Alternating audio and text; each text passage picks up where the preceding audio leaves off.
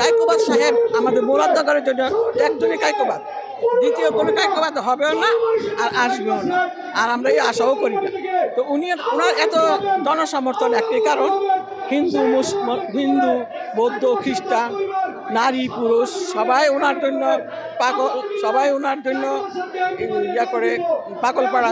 একটাই কারণ, উনি সবার কাছে পৌঁছে যায়।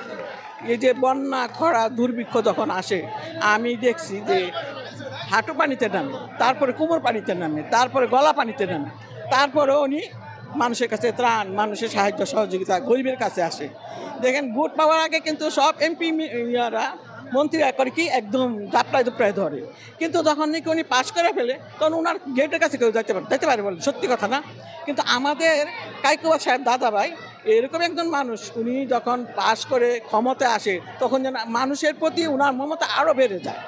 মানুষের সাহায্য সহযোগিতার জন্য, গরিবের দিন দুঃখের জন্য ওনার সাহায্য সহযোগিতা আরও বেড়ে যায়, যার জন্য মানুষ পাগল পায়। সবাই এখানে দেখবেন হিন্দু আসবে, এখানে হিন্দু মহিলা আসছে, হিন্দু ভদ্রলোক আসছে, সবাই আসে।